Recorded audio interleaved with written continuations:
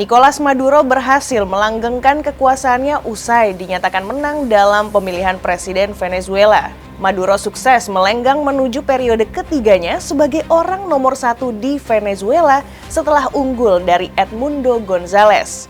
Kemenangan Maduro berbanding terbalik dengan suasana hati rakyatnya. Demonstrasi besar tersebar pasca pengumuman hasil Pilpres Venezuela. Kecaman tidak hanya datang dari dalam negeri. Setidaknya 10 negara di Amerika Selatan ikut mengecam kemenangan Maduro. Lalu, apa sebenarnya akar masalah kerusuhan di pemilu Venezuela? Dan mengapa kemenangan Maduro menarik perhatian internasional? Sobat bisnis, inilah Fokus.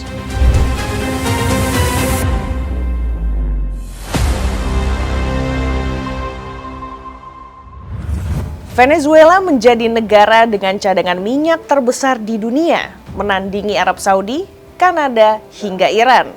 Namun The Land of Grace dari Amerika Latin tersebut kini terseok-seok di tengah krisis yang melanda sejak bertahun silam. Maduro sebagai pemimpin tertinggi Venezuela menjadi salah satu sosok yang bertanggung jawab atas krisis tersebut. Nicolas Maduro sendiri memegang kekuasaan sejak 2013, menggantikan seniornya dari Partai Sosialis Hugo Chavez yang meninggal dunia. Partai Sosialis Venezuela pun menggenggam kekuasaan absolut dengan menguasai eksekutif, lembaga peradilan, Dewan Pemilihan Umum, hingga Mahkamah Agung. Akibatnya, sistem check and balances di dalam pemerintahan terganggu. Hal inilah yang juga disorot dunia internasional. Ketidakstabilan politik dan ekonomi pun muncul tak lama setelah Maduro terpilih, dipicu salah satu kejatuhan harga minyak dunia terbesar pada 2014. Ekonomi Venezuela yang bergantung pada ekspor minyak pun kolaps.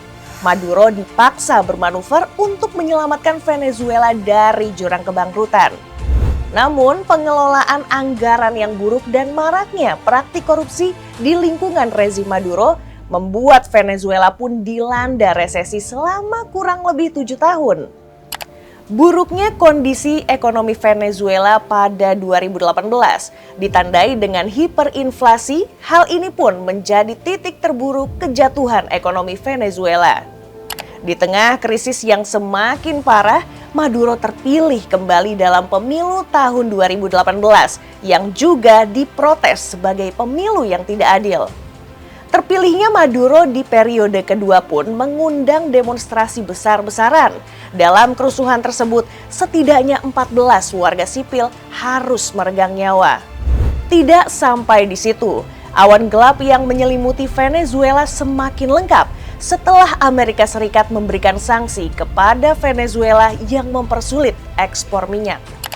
AS mendesak pemerintahan Maduro untuk menyerahkan kekuasaan secara damai kepada Juan Guaido, pimpinan oposisi yang didukung oleh AS, dan lebih dari 20 negara lainnya. Guaido kemudian mendeklarasikan diri sebagai presiden sementara Venezuela menggantikan Nicolas Maduro.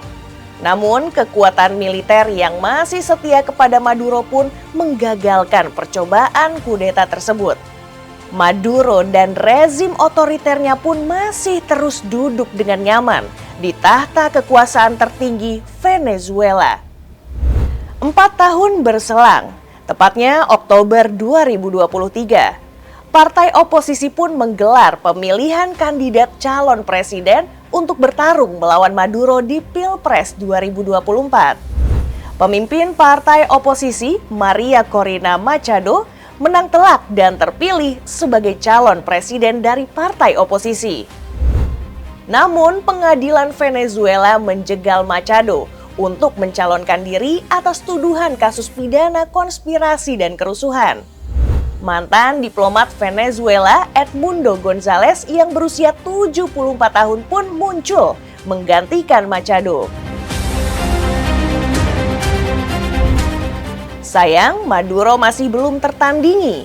Komisi Pemilihan Umum Venezuela menyatakan bahwa Maduro memenangkan masa jabatan ketiganya dengan perolehan 51% suara.